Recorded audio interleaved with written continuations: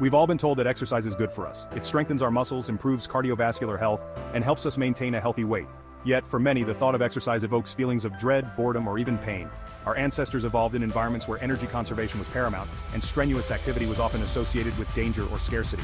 Fast forward to today's world, and our brains still haven't caught up. We live in an era of abundance and convenience where physical exertion is often unnecessary for survival. By understanding the neural mechanisms at play, we can leverage evidence-based strategies to transform our relationship with exercise from one of obligation to one of enjoyment and sustainable habit. Why is it so hard to motivate ourselves to exercise, even when we know it's good for us?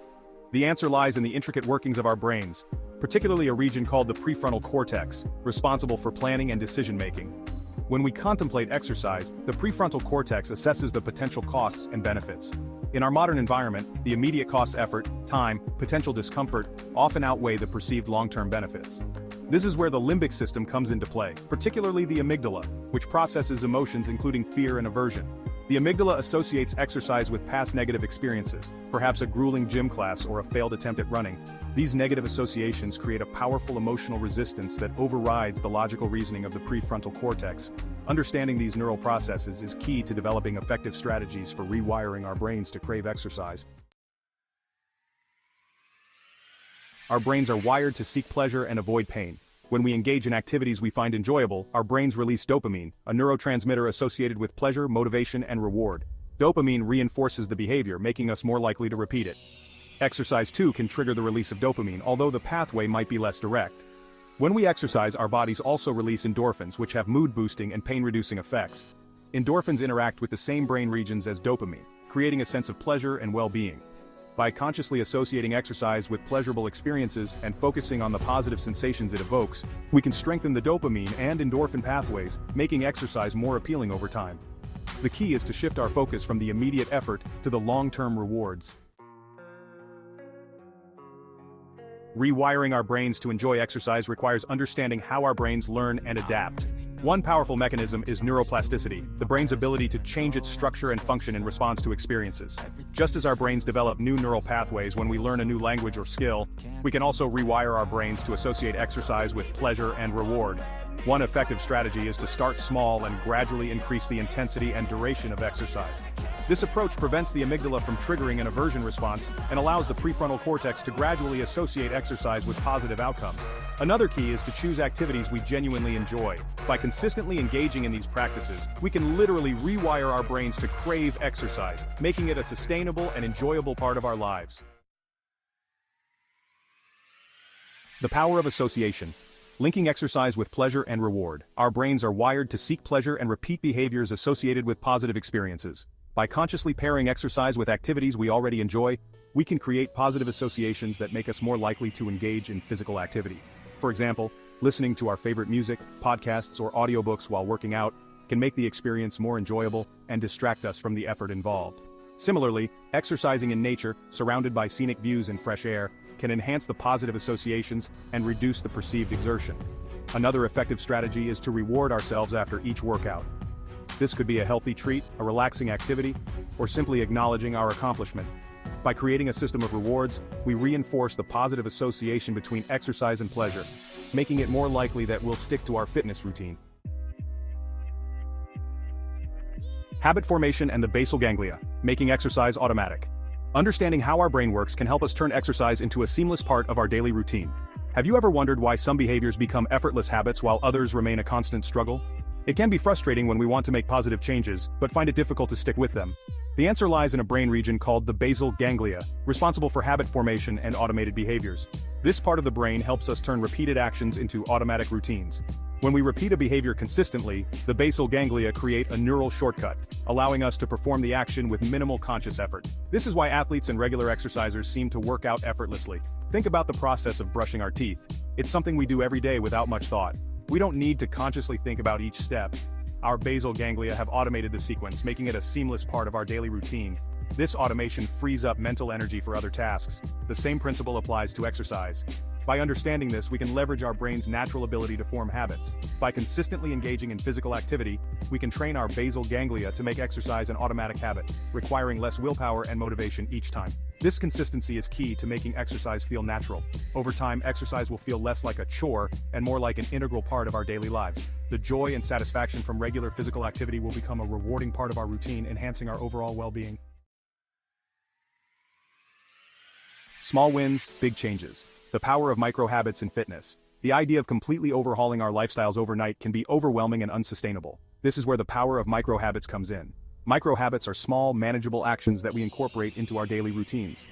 Despite their seemingly insignificant nature, micro-habits can lead to significant changes over time by gradually shifting our behavior patterns. For example, instead of aiming to run a marathon, we could start by taking a brisk walk around the block every day.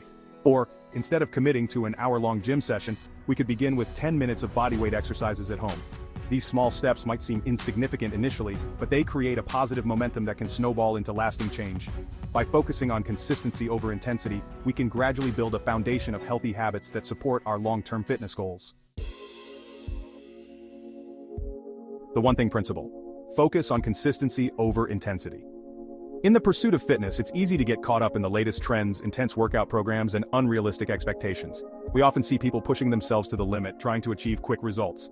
However, the true key to sustainable transformation lies in consistency rather than intensity. It's about showing up day after day, even when motivation wanes. The one thing principle emphasizes the importance of identifying the most impactful action we can take and focusing our energy on consistently executing that action. This means finding that one exercise or habit that will make the biggest difference. When it comes to exercise, our one thing might be committing to a daily 30-minute walk, which can be easily integrated into our daily routine. Or it could be attending a weekly yoga class, which not only improves flexibility, but also provides mental relaxation. Alternatively, incorporating 10 minutes of strength training into our morning routine can build muscle and boost metabolism. The key is to choose an action that is challenging yet achievable, and that aligns with our individual preferences and goals. It's about making fitness a part of our lifestyle, not a temporary fix. By focusing on our one thing and prioritizing consistency over intensity, we create a foundation of sustainable habits that support our long-term fitness journey. This approach helps us avoid burnout and keeps us motivated. Small, consistent actions compounded over time lead to remarkable results. Each step forward, no matter how small, brings us closer to our fitness goals. Mindfulness and movement. Finding joy in the present moment. Often, our resistance to exercise stems from our mindset. We view it as a chore, a punishment, or a means to an end, whether it's weight loss, improved fitness, or societal expectations. However, shifting our perspective from outcome-oriented to process-oriented can transform our relationship with exercise. Mindfulness involves paying attention to the present moment without judgment. When we bring mindfulness to our workouts, we shift our focus from the end goal to the sensations of movement, the rhythm of our breath, and the feeling of our bodies in space. We begin to appreciate the capabilities of our bodies and find joy in the simple act of moving.